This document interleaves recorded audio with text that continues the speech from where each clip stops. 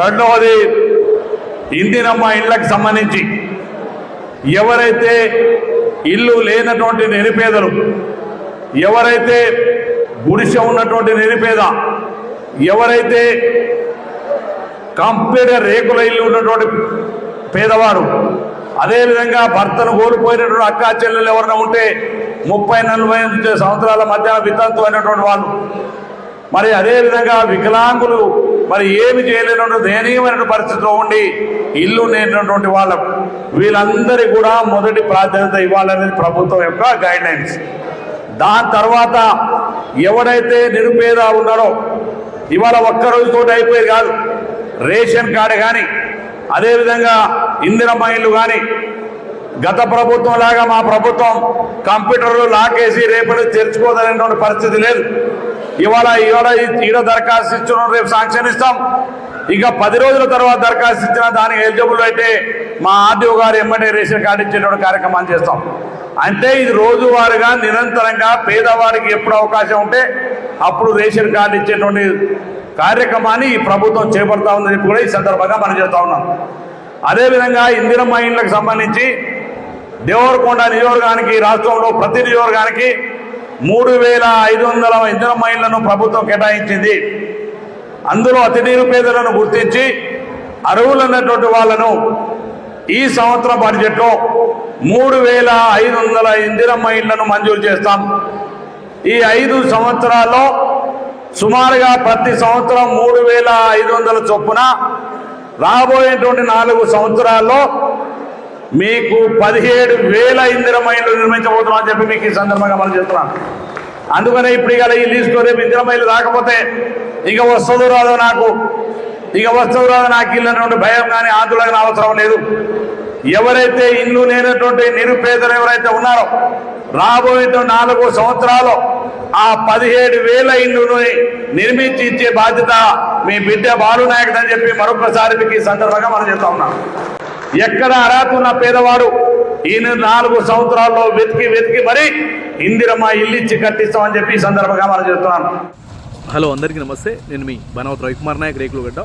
మిత్రులారా, నేను ఇంతకుముందే ఒక వీడియో చూడడం జరిగింది.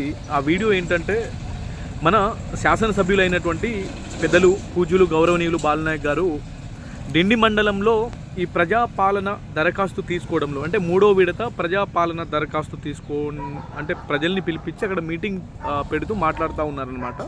విషయం ఏంటంటే ఇది నిరంతర ప్రక్రియ. ఈరోజనే కాదు, ఈరోజు వచ్చిన వాళ్ళని రేపు రాలేదని కాదు, ఈరోజు రాని వాళ్ళని ఇంకొకసారి వస్తుందని కాదు, మీరు ఎప్పుడన్నా మీ సేవలో అప్లై చేసుకోవచ్చు అని. సో ఇక్కడ నాకు వచ్చిన డౌట్ ఏంటంటే మీ సేవలో ఇందిరమ్మ ఇళ్లకు కానీ లేదా 6 గ్యారెంటీలో ఏదైతే గ్యారెంటీలు మీరు 4 గ్యారెంటీలు అమలు కొరకు ఇప్పుడు మీరు దరఖాస్తు తీసుకుంటా ఉన్నారో అది ఎలాగో మీ సేవలో కూడా తీసుకునే అవకాశం ఉన్నప్పుడు తెలంగాణ రాష్ట్ర ప్రభుత్వం కావచ్చు, మన స్థానిక శాసనసభ్యులు కావచ్చు, దేనికోసమని మండలాల వారీగా అలాగే గ్రామాల వారీగా అక్కడ ఉన్నటువంటి ప్రభుత్వ అధికారులను పంపించి వాళ్ళ టైం వేస్ట్ చేసి మరి ప్రజల టైం వేస్ట్ చేసి మరి ఈ మీటింగ్లు పెట్టాల్సి వస్తుంది అనేది నాకు చిన్న డౌట్ అనమాట. దయచేసి దేవరకొండ నియోజకవర్గ ప్రజలారా, మన శాసనసభ్యులు పెద్దలు బాలునాయక్ గారు మాట్లాడుతూ ఒక మాట చెప్పినారు. ఏంటి అది అంటే ఇది ఈ రోజుదో కాదు, ప్రతి సంవత్సరం అంటే ఈ సంవత్సరంలో 3,500 డబుల్ బెడ్రూమ్ ఇండ్లకి రాష్ట్ర ప్రభుత్వం శాంక్షన్ ఇచ్చింది. రాబోయే 4 సంవత్సరాలు కూడా 3,500 చొప్పున 4 సంవత్సరాలు కూడా మేము కట్టిస్తాము అని చెప్పి బాలునాయక్ గారు స్పష్టంగా చెప్పడం జరిగింది. నేనేం అడుగుతున్నానంటే దయచేసి అర్థం చేసుకోండి దేవరకొండ నియోజకవర్గ ప్రజలారా, మీరు ఇక్కడ ఇక్కడ ఒక చిన్న పాయింట్ ఉంది.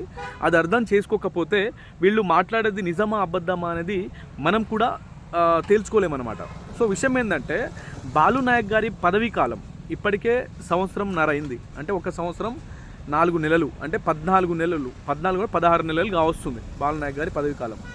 అంటే ఇంకా బాలునాయక్ గారికి ఎమ్మెల్యే కుర్చీలో ఉండే పదవీ కాలం ఇంకా ఎంత ఉంది అంటే 3 సంవత్సరాల 6 నుంచి 8 నెలలు ఉన్నాయి. అంటే మీరు ఒకసారి ఆలోచన చేయండి. రాబోయే 4 సంవత్సరాలలో ప్రతి సంవత్సరం 3,500 ఇండ్లను నేను శాంక్షన్ ఇప్పిస్తాను అంటున్నారు. గతంలో ఇదే బాలునాయక్ గారు మాట్లాడుతూ ప్రతి నియోజకవర్గానికి 3,500 ఇండ్లు శాంక్షన్ ఇవ్వచ్చు, కానీ మన దేవరకొండ నియోజకవర్గానికి నాకున్న ముఖ్యమంత్రి గారితో నాకున్న సన్నిహిత సంబంధాలని దృష్టిలో పెట్టుకొని ఇంకొక 1000 ఇండ్లు ఎక్స్ట్రా నేను శాంక్షన్ చేపిస్తా దేవరకొండ నియోజకవర్గానికి అని చెప్పారు. ఆ వీడియోస్ కూడా నా దగ్గర ఉన్నాయి. అయితే ఇప్పుడు 3500 ఇండ్లు మాత్రమే చేస్తున్నారు. ఓకే, 3500 ఇండ్లు చూసుకున్నా కానీ బాలు నాయక్ గారి పదవి కాలం 3.5 సంవత్సరాలు, 3 సంవత్సరాల 7-8 నెలలు మాత్రమే ఉంది. రాబోయే 4 సంవత్సరాలు అని చెప్తా ఉన్నారు. ఈ ప్రజాపాలనలో 6 గ్యారెంటీల దరఖాస్తు తీసుకుంటూనే నిజమైన అర్హులని ఇప్పటి వరకు గుర్తించకపోవటానికే ఇప్పటికీ 1.5 సంవత్సరం టైం అయింది మీకు. అంటే ఈ 1.5 సంవత్సరం మీ ప్రజాపాలనలో దరఖాస్తు తీసుకోవడానికే సరిపోయింది. మరి రాబోయే రోజుల్లో ఈ తీసుకున్న దరఖాస్తులని ఇంప్లిమెంట్ చేయడానికి, అలాగే వాటిని సరైన వాళ్ళని గుర్తించడానికి ఇంకొక 1.5 సంవత్సరం పడుతుంది కాంగ్రెస్ పార్టీ ప్రభుత్వానికి.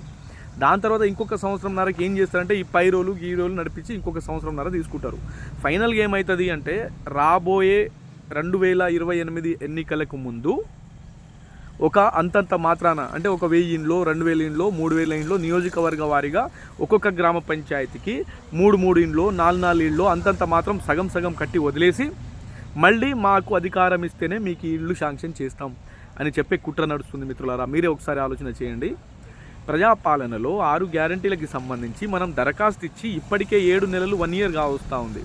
ఎందుకంటే పార్లమెంట్ ఎన్నికలకు ముందు మనం దరఖాస్తు ఇచ్చినాం కదా. మరి ఇప్పటి వరకు ఒక్క ఇండ్లకు కూడా శంకుస్థాపన ఎందుకు చేయలేకపోయారు? ఒక్క పథకం కూడా ఎందుకు అమలు కాలేకపోయింది? అంటే వీళ్ళు దరఖాస్తులు తీసుకుంటాం నిజమైన గుర్తిస్తామని చెప్పుకోవడానికే ఇప్పటికి 1.5 సంవత్సరం టైం అయిపోయింది. మిగతా ఉన్నది 3 సంవత్సరాల 8 నెలలు ఉంది బాలనాయక్ గారి పదవి కాలం. ఈ 3 సంవత్సరాల 8 నెలల పదవి కాలంలోనే బాలనాయక్ గారు ఇప్పుడు ఏం మాట్లాడుతున్నారు? రాబోయే 4 సంవత్సరాల్లో నేను 17,000 ఇండ్లను కట్టిస్తాను నియోజకవర్గంలో అని.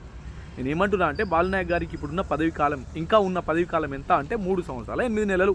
ఫైనల్గా ఎలక్షన్ ముందు వీళ్ళు అంతంత మాత్రాన సగం సగం బిల్లులు శాంక్షన్ చేసి లాస్ట్లో మీరు మాకు ఓటేస్తేనే మీకు ఇందిరమ్మ ఇండ్లు ఇస్తాం అనే ఒక పెద్ద కుట్ర నడుస్తుంది. తెలంగాణ రాష్ట్ర ప్రజలారా, అలాగే మా యొక్క దేవరకొండ నియోజకవర్గ ప్రజలారా, మీ అందరికీ చేతులు జోడించి అడుగుతా ఉన్నా, ఇవన్నీ ఉట్టి మాటలే.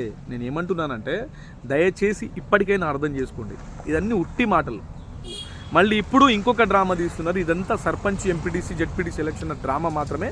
దయచేసి ఈ 6 గ్యారెంటీల కాంగ్రెస్ పార్టీ అబద్ధపు హామీలకు, అలాగే అబద్ధపు ప్రచారాలకు లొంగి మోసపోవద్దు. నమ్మి ఒక్కసారి మనం మోసపోయినాం, మళ్ళీ మోసపోవద్దని మీ అందరికీ చేతులు జోడించి రిక్వెస్ట్ చేస్తున్నా. రాబోయే ఎన్నికల వరకు ఈ 3500 ఇండ్ల చుట్టనే రాజకీయం తిరుగుతుంది. దయచేసి ప్రతి ఒక్కరు ఇప్పటికైనా అప్రమత్తంగా ఉండి ఆలోచించాల్సిందిగా మీ అందరికీ చేతులు జోడించి రిక్వెస్ట్ చేస్తూ సెలవు తీసుకుంటున్నా. థ్యాంక్ యూ సో మచ్ మిత్రులారా, థ్యాంక్ యూ.